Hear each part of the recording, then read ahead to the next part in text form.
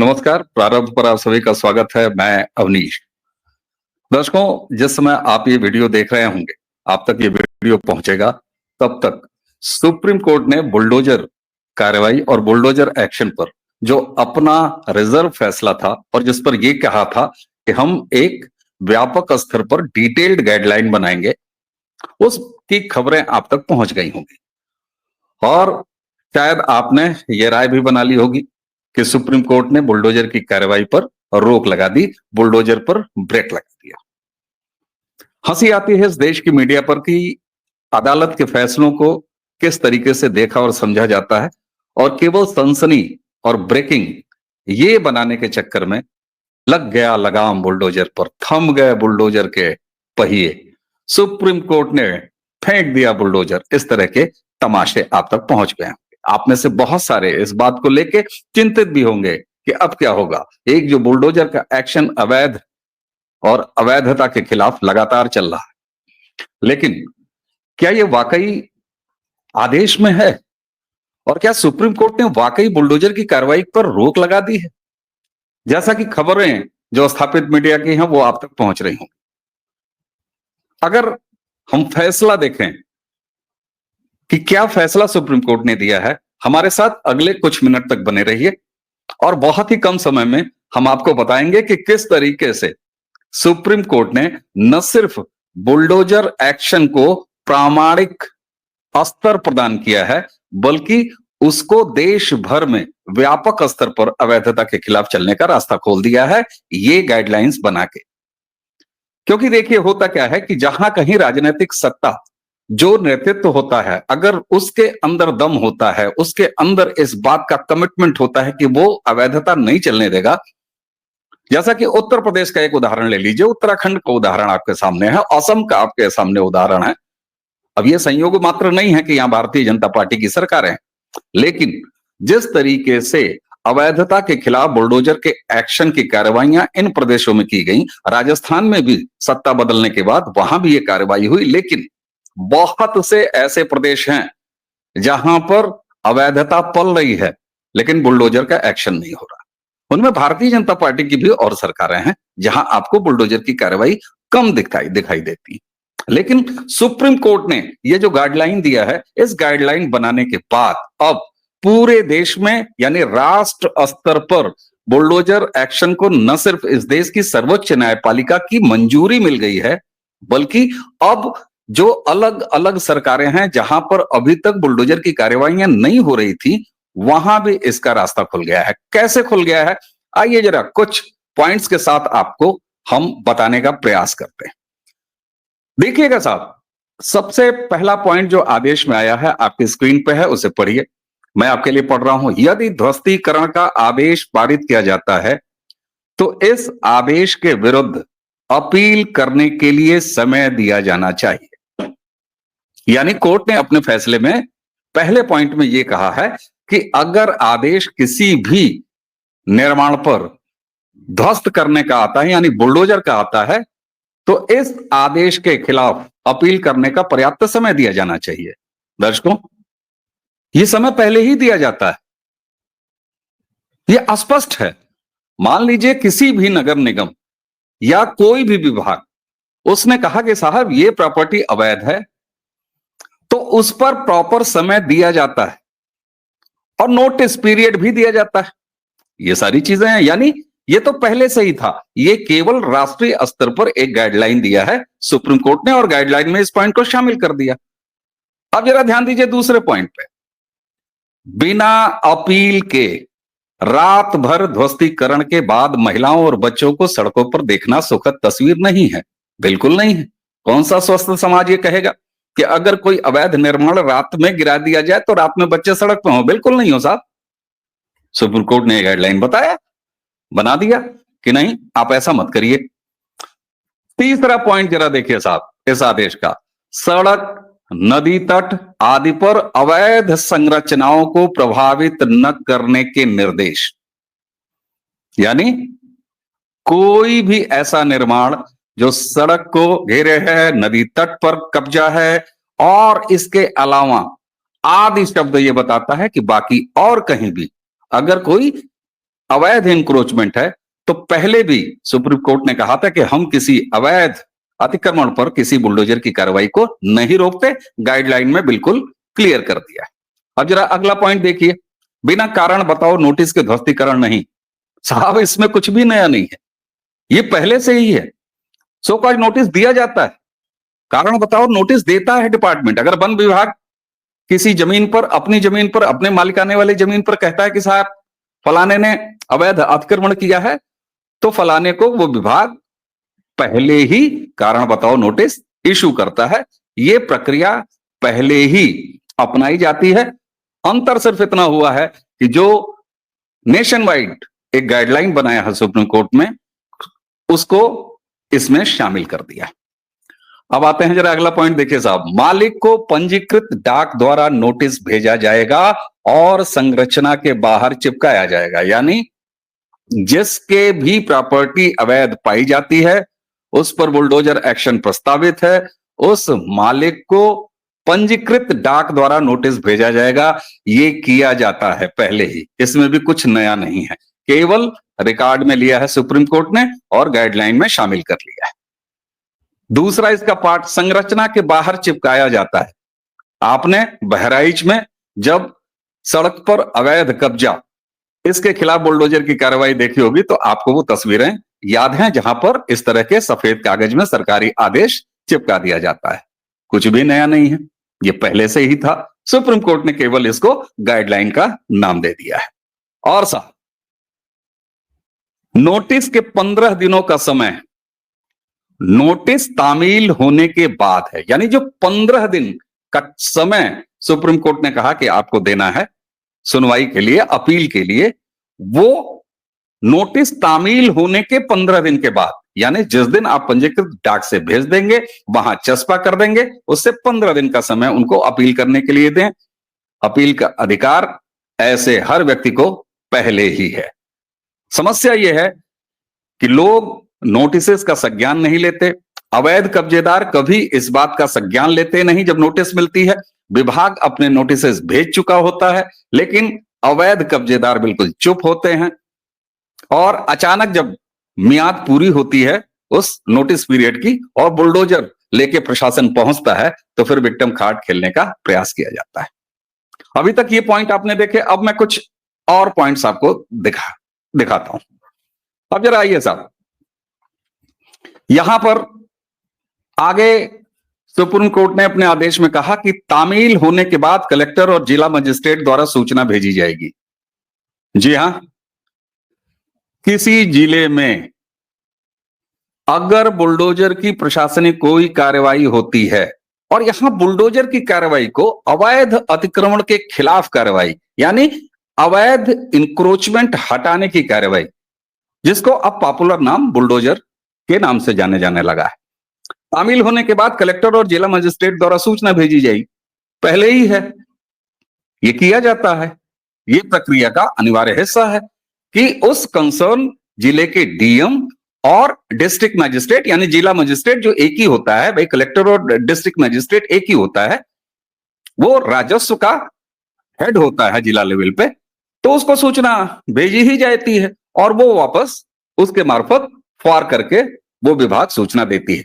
जैसे नगर निगम ने या कोई मान लीजिए एलडीए है, कोई डेवलपमेंट अथॉरिटी है, उसने अगर किसी प्रॉपर्टी को अवैध पाया तो वो एक सूचना डिस्ट्रिक्ट मैजिस्ट्रेट को देगी और वहां से उनके बिहाफ से ही वो सूचना चली जाएगी अवैध कब्जेदार के पास। कुछ भी नया नहीं है।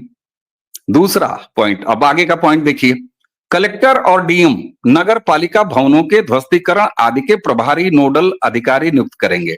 यानी जहां पर जिला नहीं है, यानी कोई कस्बा है, जहां नगर पालिकाएं हैं, जहां उससे छोटी पंचायतें हैं, टाउन एरिया है, वहां पर अगर कोई ऐसी अवैध प्रॉपर्टी जिसके खिलाफ बुलडोजर की कार्रवाई या ध्वस्तीकरण की कार्रवाई प्रस्तावित है या उसके दायरे में आता है, तो वहां पर नोडल अधिकारी डीएम अपॉइंट कर देगा।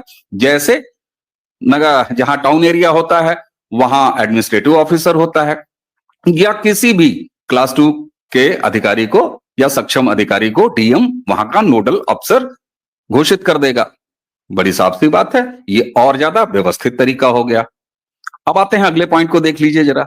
नोटिस में उल्लंघन की प्रकृति, निजी सुनवाई की तिथि और किसके समक्ष सुनवाई तय की गई है, निर्दिष्ट डिजिटल पोर्टल उपलब्ध कराया जाएगा, जहां नोटिस और उसमें पारित आदेश का विवरण होगा। 100% ट्रांसपेरेंसी। आपकी प्रॉपर्टी मिस्टर एक्स अवैध पाई गई, उल्लंघन की प्रकृति क्या है यह बताया जाएगा, निजी सुनवाई आपको किस डेट में आपकी तय की गई है यह बताया जाएगा, किसके समक्ष यानी कौन सा ऑफिसर आपकी वो 15 दिन वाली जो सुनवाई का आपको टाइम दिया गया है उसमें सुनेगा यह बताया जाएगा, डिजिटल प्लेटफॉर्म पर होगा।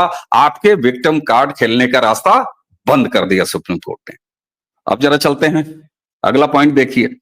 प्राधिकरण व्यक्तिगत सुनवाई करेगा और मिनटों को रिकॉर्ड करेगा, यानी मिनट ऑफ मीट होगा, डॉक्यूमेंटेड, और उसके बाद अंतिम आदेश पारित किया जाएगा। बिल्कुल ठीक है। इसमें यह उत्तर दिया जाना चाहिए कि क्या अनधिकृत संरचना समझौता योग्य है, और यदि केवल एक भाग समझौता योग्य नहीं पाया जाता है तो यह पता लगाने का प्रयास किया जाए कि विध्वंस का चरम कदम ही एकमात्र जवाब क्यों है। बिल्कुल साहब, यानी कि अगर मान लीजिए किसी का एक 100 फीट गहराई का मकान है जिसमें से 10 फीट उसने इंक्रोच कर रखा है, बहराइच में हालिया उदाहरण, इसलिए मैं दूसरी बार बहराइच का नाम ले रहा हूं, तो उस केस में क्या होगा ये देखिए कि क्या वो पूरी बिल्डिंग गिराई जानी है या जितना इंक्रोच्ड है उतनी ही गिराई जानी है। इसमें भी कुछ नया नहीं है, हमेशा बुलडोजर वहीं तक चलता है जहां तक अवैधता होती है। जरा कुछ बातें और भी आपको बताऊंगा, लेकिन अब जरा देख लेते हैं एक और स्लाइड जिसमें आदेश के वो इंपॉर्टेंट पॉइंट्स हैं जिनको कि हमारे आपको जानना बहुत जरूरी है। आदेश डिजिटल पोर्टल पर प्रदर्शित किया जाएगा, यानी जो भी ऑर्डर होगा उसको सक्षम जो भी डिजिटल पोर्टल है हर आमो खास के लिए वो प्रदर्शित कर दिया जाएगा। उसमें जो इंक्रोचर है वो भी देखे, जो लोग इस कार्रवाई से संतुष्ट हैं वो भी देखें, यानी देश के सामने वो ऑर्डर खुला है। ये होता है सुप्रीम कोर्ट के दखल के बाद जब कोई राष्ट्रव्यापी कानून बन जाता है और गाइडलाइन बन जाती है। अगला पॉइंट देखिए जरा। आदेश के 15 दिनों के भीतर मालिक को अनधिकृत संरचना को ध्वस्त करने या हटाने का अवसर दिया जाएगा, और केवल तभी जब अपीलीय निकाय ने आदेश पर रोक नहीं लगाई है तो विध्वंस के चरण होंगे। आपने बहुत बार देखा होगा कि जब बुलडोजर एक्शन होता है या होने वाला होता है तो अवैध कब्जेदार जिसकी वो प्रॉपर्टी अवैध होती है वहां से वो खुद अपने सामान निकालता है, कई जगह तो बाकायदे उसको गिराता है, क्योंकि बुलडोजर एक्शन जब होता है तो उसका खर्चा भी प्रशासन अब वसूल करता है, इसलिए लोग खुद गिराते हैं। उसी को इस गाइडलाइन में शामिल कर दिया है। साहब क्या नया है इसमें? ये भी बासी माल है जिसको कि केवल एक राष्ट्रव्यापी गाइडलाइन का जामा पहना दिया है सुप्रीम कोर्ट ने अपने फैसले। अगला पॉइंट जरा देखिए। विध्वंस की कार्रवाई की वीडियोग्राफी की जाएगी और वीडियो को संरक्षित किया जाना चाहिए। उक्त विध्वंस रिपोर्ट नगर आयुक्त को भेजी जानी चाहिए। यानी अगर किसी अवैध निर्माण बुलडोजर की कार्रवाई से ध्वस्त किया गया है, कानूनी प्रक्रिया से ध्वस्त किया गया है, तो उसकी बाकायदे रंगीन ईस्टमैन कलर में फिल्म बनाई जानी चाहिए ताकि वो प्रशासन के रिकॉर्ड में रखा जाए। नथिंग न्यू, बहुत अच्छा है, इसको वेलकम किया जाना चाहिए। अब जरा 2 पॉइंट और जल्दी जल्दी देख लीजिए। सभी निर्देशों का पालन किया जाना चाहिए। बधाई हो सुप्रीम कोर्ट साहब, आपने बड़ा अच्छा कहा, ये अब गाइडलाइन का हिस्सा है। इन निर्देशों का पालन न करने पर अवमानना और अभियोजन की कार्रवाई की जाएगी और अधिकारियों के मुआवजे के साथ ध्वस्त संपत्ति को अपनी लागत पर वापस करने के लिए उत्तरदायी ठहराया जाएगा। ये बहुत इंपॉर्टेंट पॉइंट है। अगर कोई अधिकारी, कोई विभाग, कोई प्रशासन इस पूरी गाइडलाइन का, जो कि बिल्कुल टनाटन 24 कैरेट भारत की सर्वोच्च न्यायपालिका से अनुमोदित है, उनका बनाया हुआ है, यानी उसको भारत की किसी भी कोर्ट में चैलेंज नहीं किया जा सकेगा, अगर उन सारी प्रक्रियाओं का पालन नहीं किया जाएगा तो इस तरह की का अंतिम पॉइंट सुप्रीम कोर्ट ने जब कहा है, जो लिखा है अपने आदेश में, उसका स्वागत होना चाहिए। दर्शकों, तो हमने आपको ये सारी चीजें बताई। इससे अब ये बताइए जरा कि इसमें कहां सुप्रीम कोर्ट ने बुलडोजर की कार्रवाई जो अवैध अतिक्रमण के खिलाफ चलाई जाती है उस पर कहीं कोई रोक आपको अब तक दिखाई दी? ऐसा कोई बिंदु नहीं है। हाँ, एक चीज, अखिलेश यादव हो उत्तर प्रदेश में या बाकी पार्टियों के भी रिएक्शन आपके सामने आ ही रहे होंगे, आ गए होंगे, लेकिन अखिलेश यादव जी ने कहा कि साहब 25-25 लाख सबको दीजिए जिसके मकान गिरे हैं, और मुसलमानों के मकान आप गिराते हैं, जानबूझ के गिराते हैं। इस पर भारतीय जनता पार्टी उत्तर प्रदेश के जो उनका लीगल सेल है, विधिक प्रकोष्ठ है, वहां से सीनियर एडवोकेट जिसमें शामिल होते हैं, उनका कानूनी पक्ष आ गया। उन्होंने कहा कि सुप्रीम कोर्ट के इस डिसीजन का हम बहुत बहुत बहुत स्वागत करते हैं। कारण क्या? क्योंकि बुलडोजर की कोई कार्रवाई चाहे उत्तर प्रदेश में हो, चाहे हरियाणा में हो, चाहे राजस्थान में हो, चाहे वो उत्तराखंड में हो, चाहे वो असम में हो, कहीं भी किसी वैध प्रॉपर्टी पर चलाई ही नहीं जाती, अवैध प्रॉपर्टी पर चलाई जाती है। अब एक सवाल आप सबके मन में आ रहा होगा, क्योंकि ये चीजें तो साफ हो गई कि कहीं किसी अवैध प्रॉपर्टी पर बुलडोजर का रास्ता नहीं रोका है आज के ऑर्डर में सुप्रीम कोर्ट ने, बल्कि अब इसको गाइडलाइन बना के पूरे देश के लिए एक स्तरीय कानून बना दिया है। इस फैसले का वेलकम इसलिए किया जाना चाहिए कि मैंने जैसे पहले ही आपसे कहा कि जहां अभी बुलडोजर के ऐसे एक्शन अवैध निर्माणों के खिलाफ नहीं हो पा रहे हैं, वहां भी अब एक नेशनल गाइडलाइन होने के बाद, वो भी सुप्रीम कोर्ट के गाइडलाइन होने के बाद, अब प्रशासन हर जगह बहुत आसानी महसूस करेगा कि वो इस तरह के अवैध अतिक्रमणों के खिलाफ कार्रवाई करे। तो ये एक शुरुआत होगी। क्या उत्तर प्रदेश, कल को आपको अगर केरल में बुलडोजर चलता हुआ दिखाई दे, आपको पंजाब में बुलडोजर चलता हुआ दिखाई दे, तो अब सब कुछ सुप्रीम कोर्ट के आशीर्वाद से होगा। यहां पर एक चीज और, लोग हमेशा या विपक्षी हमेशा इस बात को इससे जोड़ते हैं कि साहब मुसलमानों के खिलाफ बुलडोजर की कार्रवाइयां हो रही। ऐसा है नहीं, ये फैक्ट नहीं है। लेकिन हां, अगर आपको उस लिस्ट में, यानी जहां जहां बुलडोजर की कार्रवाइयां हो रही हैं, भाईजानों के नाम ज्यादा दिखाई दे रहे हैं, तो इसका अर्थ क्या है?